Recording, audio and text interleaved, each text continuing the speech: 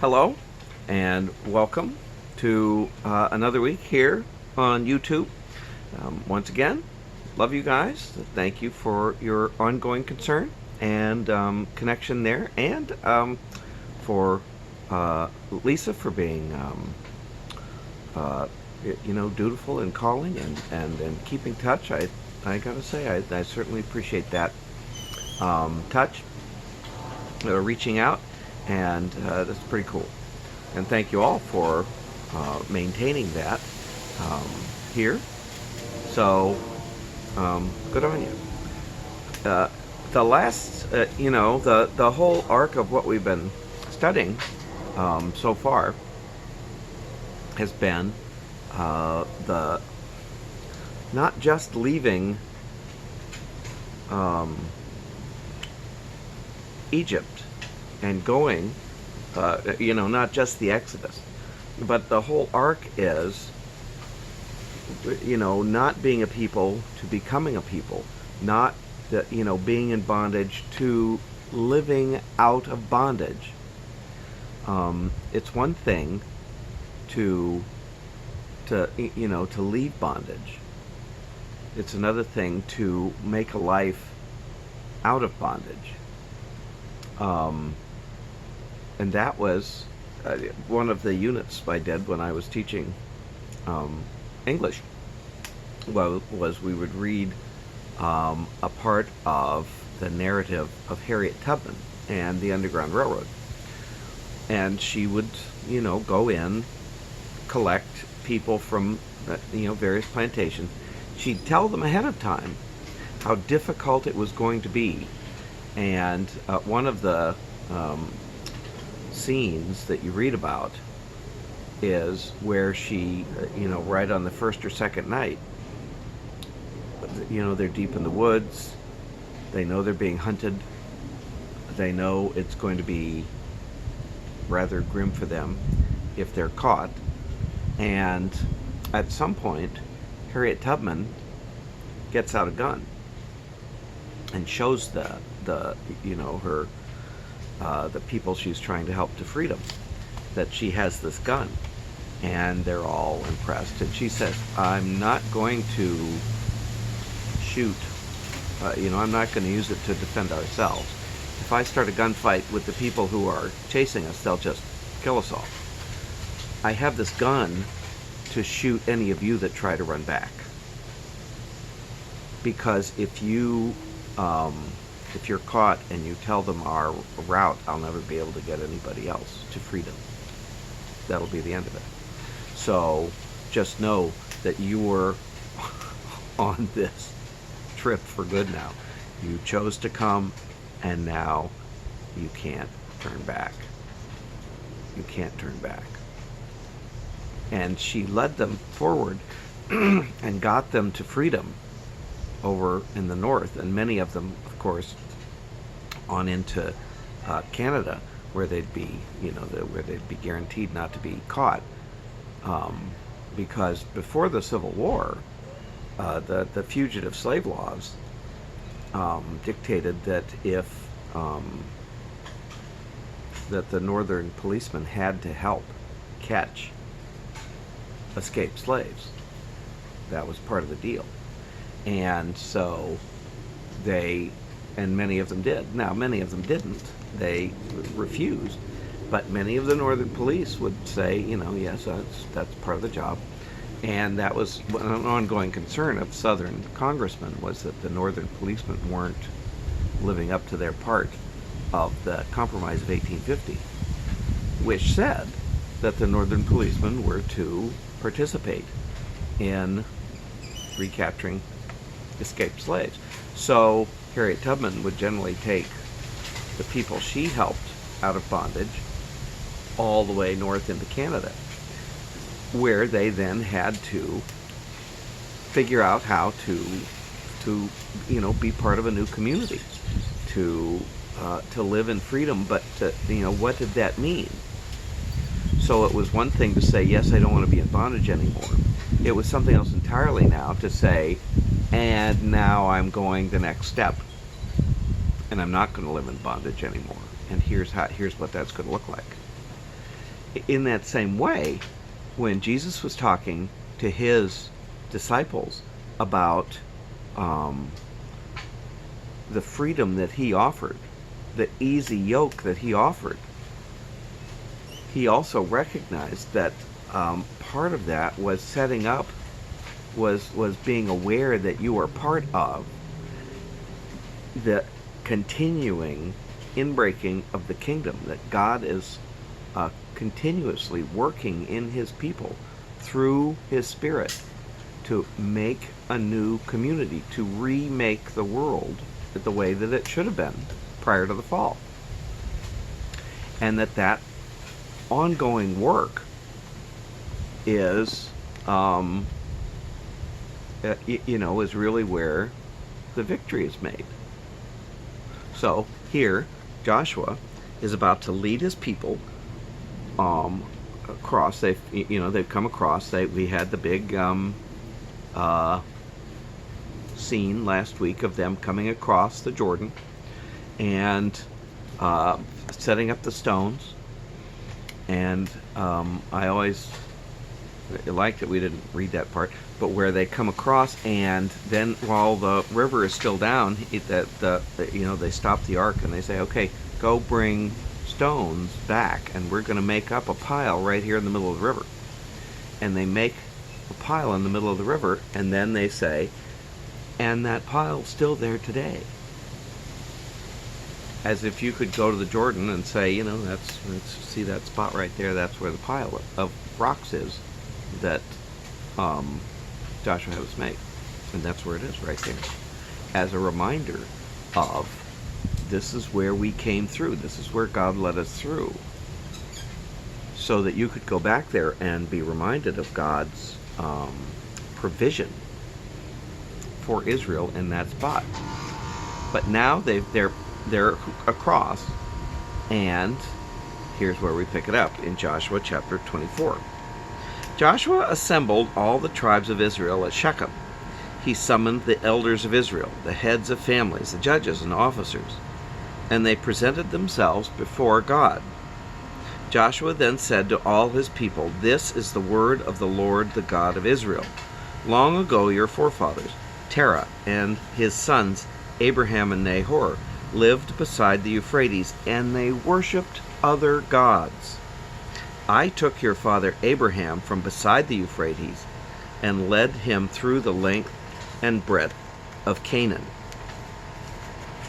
I gave him many descendants. I gave him Isaac, and to Isaac I gave Jacob and Esau."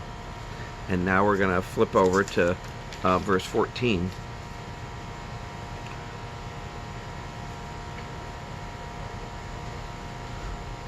"Hold the Lord in awe and worship him in loyalty and truth. Banish the gods whom your fathers worshipped beside the Euphrates in Egypt, and worship the Lord.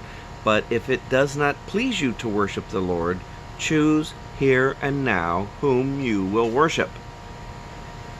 The gods whom your forefathers worshipped beside the Euphrates, or the gods of the Amorites, in whose land you're living. But I and my family, we will worship the Lord." The people answered, "God forbid that we should forsake the Lord to worship other gods. For it was the Lord our God who brought us and our fathers up from Egypt, that land of slavery. It was he who displayed those great signs before our eyes and guarded us on all our wanderings, among the many peoples through whose lands we passed. The Lord drove out before us the Amorites and all the people who lived in that country. We too will worship the Lord. He is our God." So he said, "Here's your choice. You've got a choice before you." And of course you've heard that. Choose you this day whom you will serve. Although the New English Bible says whom you will worship. But who has your loyalty? And as you stand on the cusp of this new thing, now's the time to decide, because it's the strange new world that you're entering, and as you enter it, you have to recognize um, that you have a choice to make. That as you begin the work of setting up a community in a new place, you have to choose now how that setup is going to work and commit to it. And that's an important part of beginning that work. And you needn't be surprised that that's like the number one goal that you have to begin. And he said that knowing that they had worshiped God, but it had always, it was a chore. They had the golden calf back there, and they were always grumbling about it. And now the time was to come to put all the chips down and say, no, this is how it's going to be. We're going to be God's people. And I thought of that very thing as we've been in the wilderness of YouTube church services and online and whatever else. And I've been thankful that God has worked through all of his people that have maintained church, that they didn't forsake it, that they found creative new ways to maintain it and to keep things going. But I got to tell you, it's still been a bit of a wilderness for me. That it hasn't, I really look forward to having church in person.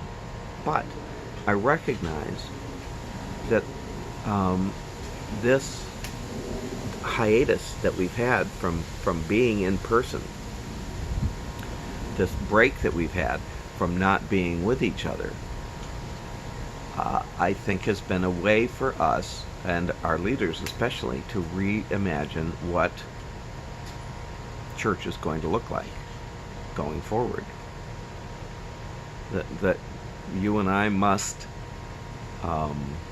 be a part of God's remaking the church, because it's obvious that what we were doing wasn't working. And now, as we've crossed the Jordan of COVID, so to speak, that as God calls us not to continue to have video worship, as I really like to see you guys, but as God calls us to continually work to expand the kingdom as it is in the world today, to be God's hand and feet, to make those outposts happen, that we have to be aware that we're going to be doing things in a new way, and to be open to that. And as we're open to that, as we're able to really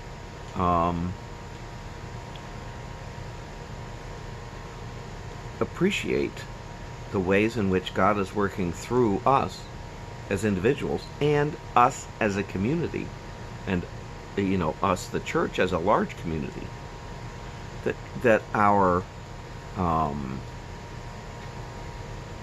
need for God hasn't changed. The world's need for God hasn't changed, but the way in which we interface with the world may need to look different going forward. The way we arrange church, the way we arrange ourselves and invite people to church, and that whole thing, and our ongoing relationship with God and looking forward to the kingdom. We need to recognize that the same old is not going to happen, not going to cut it. So when Joshua got the people together and said, "Now you gotta fish or cut bait. It's time. You gotta choose, and put the stake down there, because as you do that, when when we get back together, as we have recommitted ourselves we'll recognize that our ability to do God's work will be renewed. That we'll have, through God's Spirit in our lives, we'll have the ability to continue God's work in a new and different way. Now, I wish I was clever enough to tell you what that would look like. I'm not. I really am not. And most of you that know me know that I'm not. But I am absolutely confident that God's Spirit, when we're open to it, as individuals, to reach out to those around us, and as a community, to effectively minister to a still hurting world, will be renewed and enhanced. That as we commit ourselves to God's work in the world and to each other as we've committed to God's work in the world, that we'll really look forward to being those agents of God. And it'll be pretty cool. So, thank you guys. I've just got a notice on my phone that says it's malfunctioning and that I can't record for very much longer or it's not going to like me anymore. It didn't actually say that, but that was the upshot of it. So I'm going to have to wind it down. Thank you guys for your continued support of the church and for your prayers and concern toward my family and I. I certainly appreciate it. So thank you. And love you guys. We'll talk to you later, and goodbye.